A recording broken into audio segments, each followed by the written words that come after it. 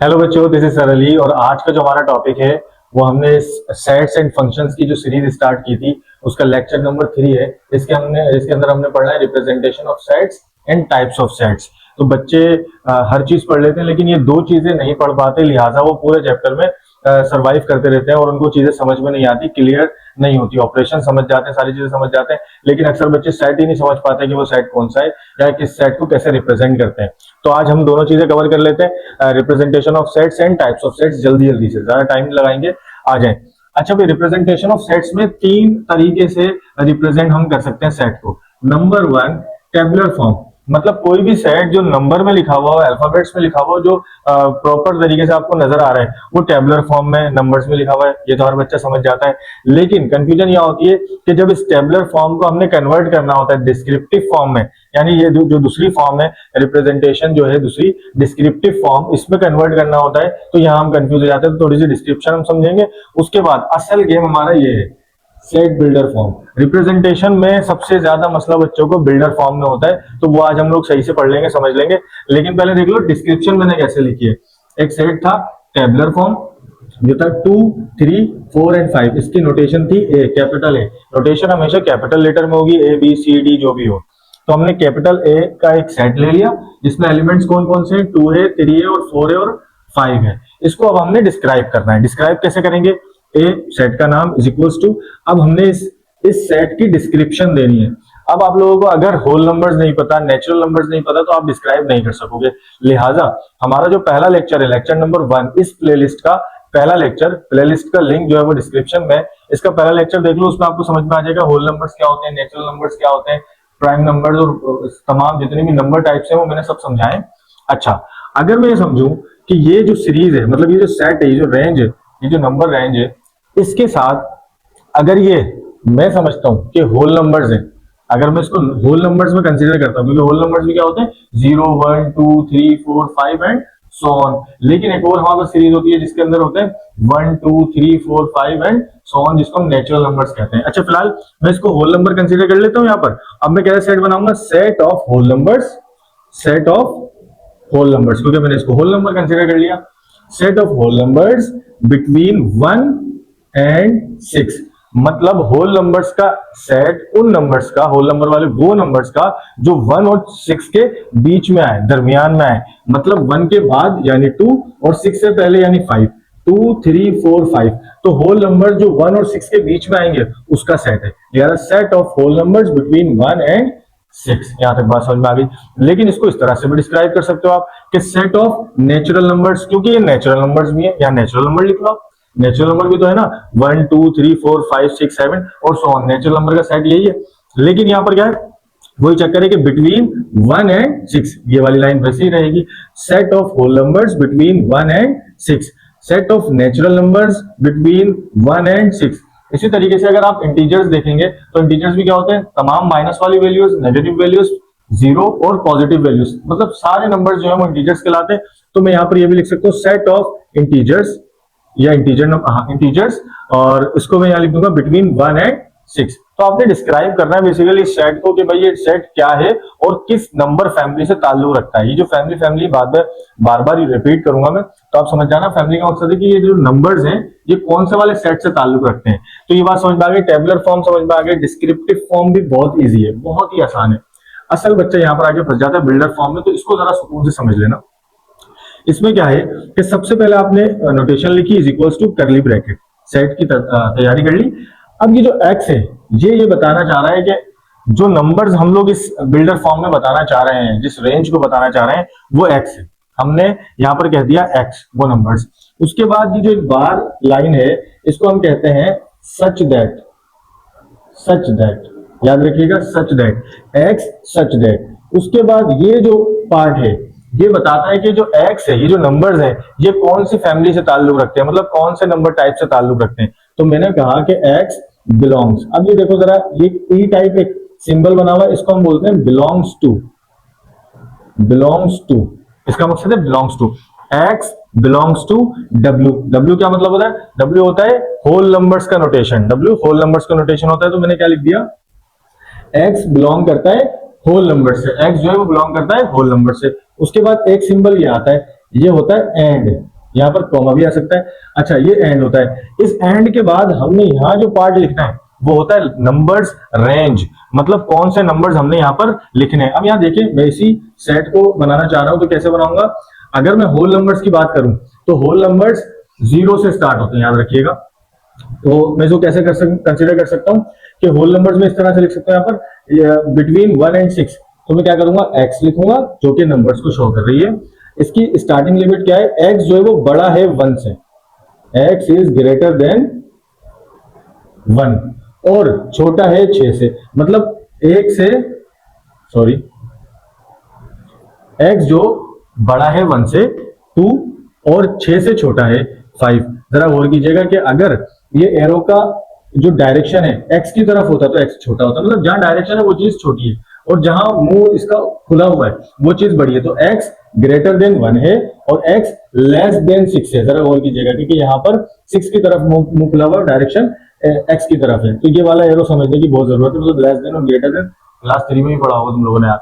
तो x greater then 1 और x less than 6, ये रेंज बता दी कि ये नंबर्स सारे आते हैं। क्योंकि x ग्रेटर देन 1 क्या होता है 2, 3, 4, 5, 6 तक नहीं जाऊंगा क्योंकि यहाँ पर कह दिया कि x लेस देन 6 है। तो यहां तक बात समझ में आ गई। इस तरीके से बिल्डर फॉर्म बनाएंगे हम किसी भी सेट की। अच्छा यहाँ पर एक चीज और है, अगर मैं इसको इस तरह कर लूं, अगर मैं यहाँ पर 2 और 5 यूज कर लूं, मिसाल के तौर पर x मैंने लाइन लगाई और ये 2 लिख दिया यहाँ पर, इसका क्या मकसद हुआ कि x 2 से बड़ा भी है और 2 के बराबर भी है। लाइन लगाने का मकसद है कि x greater than 2 and equal to 2। जरा गौर कीजिएगा, x is greater than and equal to 2, तो यहां पर 2 भी आएगा और 2 से बड़े नंबर्स भी आएंगे। इसी तरीके से अगर मैं इस तरह लूं कि x is less than and equal to 5, अगर नीचे डंडी आ जाए तो इसका मकसद है जो नंबर लिखा हुआ है उसको भी मैं इंक्लूड करूंगा। बात सिंपल है, आसान है, तो मैं अपने तरीके से भी बना सकता हूं। अच्छा इसी सेट को मैं नेचुरल नंबर करने की कोशिश करूं, बिल्कुल सेम लगेगा। यहां पर मैं नेचुरल मतलब n लिख दूंगा, उस तरीके से बना दूंगा। तो बिल्डर फॉर्म बनाना कोई मुश्किल नहीं है। आप लोगों को ये समझना, सबसे पहले x लगाएंगे, कोई भी सेट आ जाए आपने x लगाया। हाँ अगर बिल्डर फॉर्म दी हुई है और वहां पर y लगा हुआ है, यहाँ पर मतलब y लगा हुआ है, तो आप लोगों ने समझ लेना कि y डिफाइन कर रहा है, y एक वेरिएबल है उन नंबर्स का। समझ में आ रही है, y एक वेरिएबल है उन नंबर्स का। y such that y belongs to w, अगर y होता तो। अभी फिलहाल x है तो x such that x belongs to w। w क्या है, ये है सेट ऑफ नंबर्स, वो नंबर्स जो होल नंबर्स होते हैं। तो x belongs to w and यहां तक तो सब कुछ सेम है, बस ये देखना है आप लोगों ने, समझ लो। अगर नंबर्स नेचुरल नंबर से बिलोंग कर रहे हैं तो आपने n लिखना है, प्राइम नंबर से बिलोंग कर रहे हैं तो p लिखना है, सही। ऑड नंबर से बिलोंग कर रहे हैं तो o लिखना है और इवन नंबर से बिलोंग कर रहे हैं तो e लिखना है। यहाँ पर आपको ये बताना है कि कहां से ताल्लुक रखते हैं वो नंबर्स, कहां से ताल्लुक रखते हैं x।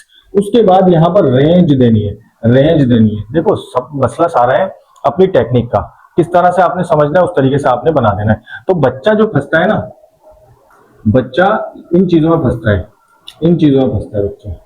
यहां तो शायद वो बना ले, रेंज तो बना सकता है, लेकिन इन चीजों में फंस जाता है। तो मैंने आज समझा दिया आपको कि ये चीजें तो बिल्कुल सेम है, यहां तक आएंगी, बस यहाँ पर जो है वो फैमिली चेंज हो जाएगी, यानी नंबर टाइप चेंज हो जाएगा। अदरवाइज यहाँ पर रेंज देनी है। ये आपको टेक्निक आनी चाहिए कि जो नंबर्स हैं इसको मैं किस तरह से रेंज दूं। यहाँ तक बात समझ में आ गई। तो ये बिल्डर फॉर्म है, शॉर्ट तरीके से मैं पढ़ाना चाह रहा हूँ, इसको समझाना चाह रहा हूँ। अगर आप लोगों को और डिटेल वीडियो चाहिए तो कमेंट करके बताइएगा, और इस वीडियो को अगर समझ में आ रही चीजें तो लाइक कीजिएगा। अब डायरेक्ट हम आते हैं टाइप्स ऑफ सेट्स के ऊपर। अच्छा जल्दी जल्दी करने का मकसद ये है कि तीसरा लेक्चर है इस सीरीज का, मैं चाह रहा हूँ कि एक्सरसाइज के ऊपर हम जाएं, लेकिन हमारी फाउंडेशन और फंडामेंटल्स स्ट्रांग होंगी तो हम इंशाल्लाह आगे सारी चीजें अच्छे तरीके से समझ सकेंगे, ताकि चीटिंग करने का हमें आसरा ना हो, हम खुद भी कर सकें सारा काम। अच्छा देखें, ये जो सारी है ये टाइप्स में पहले से लिख चुका हूं ताकि जल्दी जल्दी से बताएं, टाइम वेस्ट ना हो ज्यादा। सबसे पहली टाइप है एम्प्टी सेट। एम्प्टी सेट या नल सेट। एम्प्टी सेट वो होता है जिस सेट के अंदर कोई एलिमेंट ना हो।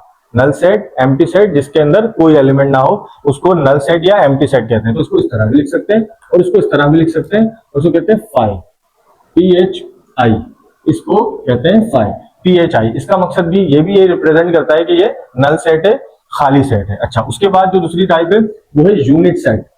यूनिट सेट या सिंगलटन सेट, इसके अंदर कोई ना कोई एक एलिमेंट होता है। अच्छा मैंने यहाँ पर जीरो क्यों लिखा है, जीरो इसलिए लिखा है क्योंकि बहुत सारे बच्चे समझते हैं कि जिस सेट के अंदर जीरो बचता है वो सेट एम्प्टी सेट हो जाता है, लेकिन नहीं, ऐसा नहीं है। जीरो खुद एक एलिमेंट है, तो वो यूनिट सेट कहलाएगा, क्योंकि यूनिट सेट के अंदर एक एलिमेंट होगा और इससे ज्यादा एलिमेंट नहीं होंगे। तो जीरो भी एक एलिमेंट है। मैं यहाँ पर दूसरा सेट अगर बनाना चाहूँ तो मैं 1 भी लिख सकता हूँ, इसके अंदर मैं 4 भी लिख सकता हूँ, कुछ भी लिख सकता हूँ, -4 लिख सकता हूँ, कोई भी एक एलिमेंट होगा उसको यूनिट सेट कहेंगे।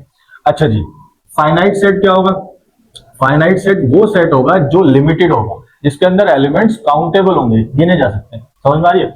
तो फाइनाइट सेट वो है जैसे 1 2 3 4, बस बात खत्म हो गई, 4 एलिमेंट्स है, बात खत्म हो गई। लेकिन अगर इसी की जगह हम लोग इनफाइनाइट सेट की बात करें तो उसके अंदर एलिमेंट्स चलते जाएंगे, अनकाउंटेबल एलिमेंट्स होंगे, जैसे 1 2 3 and so on, infinite numbers हैं इसके अंदर, तो वो इनफिनाइट सेट कहलाएगा। अच्छा, सबसेट और सुपरसेट, ये जरा समझ लें। सबसेट क्या होता है? सबसेट वो होता है कि एक सेट लिखा हुआ है जिसके अंदर 1 2 3 4 5 5 एलिमेंट्स हैं, इसी सेट के अंदर से एक सेट निकल के आता है 1 2 3, समझ रहे?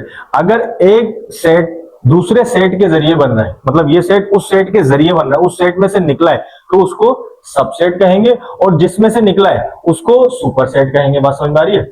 अच्छा, बच्चे यहाँ कंफ्यूज हो जाते हैं, सर सबसेट छोटा होगा, सुपरसेट हमेशा बड़ा होगा। ऐसा नहीं है भाई, हर सेट, गौर से सुने, हर सेट मतलब ये सेट भी अपने आप का सबसेट होता है। समझ में आ रही है?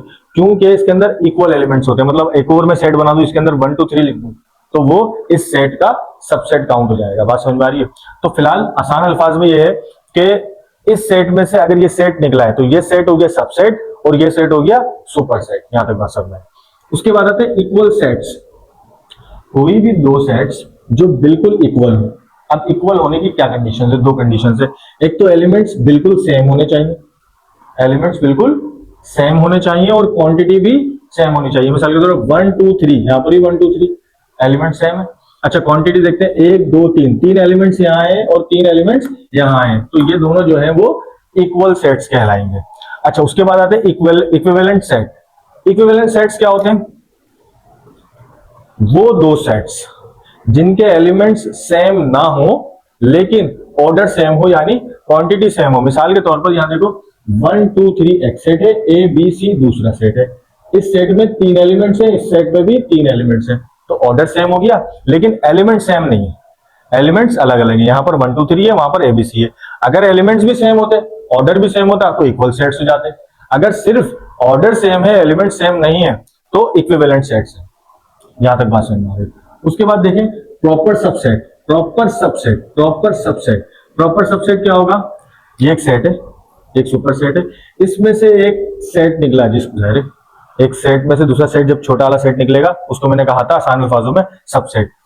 अगर ये इक्वल नहीं है, गौर से सुने, ये सेट है 1 2 3 4, इसमें से एक सेट और बनाया मैंने जिसको मैंने कह दिया सबसेट। यहां तक तो बात समझ में आ गई। लेकिन अगर ये सिर्फ 1 2 है, 1 2 है, तो ये वाला जो है ये प्रॉपर सबसेट है। कौन सा है? Proper subset. समझ में आ रही है बात? सारे एलिमेंट्स नहीं लिए, चंद एलिमेंट्स ले लिए, इसको कहेंगे प्रॉपर सबसेट। लेकिन अगर एक सेट में से मैं सारे के सारे एलिमेंट्स ले लूं, जैसे मैंने समझाया था इक्वल सेट्स में से एक सेट में से सारे के सारे एलिमेंट्स ले लूं, तो ये जो दूसरा सबसेट बनेगा वो इम्प्रॉपर सबसेट कहलाएगा। तो मसला क्या है? अब ये होता है, यहां पर बच्चे ये कहेंगे कि यार सर तो इसमें और इक्वल सेट्स में क्या डिफरेंस है? तो कोई डिफरेंस नहीं, कोई डिफरेंस नहीं है। अगर आपसे कोई पूछे इक्वल सेट्स क्या होता है, आपने बता देना दोनों के एलिमेंट सेम होने चाहिए और ऑर्डर भी सेम होना चाहिए। सर इम्प्रॉपर सबसेट क्या होता है? इम्प्रॉपर सबसेट वो होता है जो सुपर सेट के इक्वल हो, जो सुपर सेट के इक्वल हो। समझ भाई? तो वो इम्प्रॉपर सबसेट होते हैं, मतलब ये दोनों इक्वल होंगे। इसकी और इसकी डेफिनेशन तकरीबन सेम ही है, क्योंकि सबसेट की बात हो रही है इसलिए इसको अलग से बताया जा रहा है। तो प्रॉपर सबसेट जिसमें एलिमेंट्स कम हो लेकिन जाहिर है उसमें से निकले होंगे तो सेम होंगे, जितने भी होंगे सेम होंगे।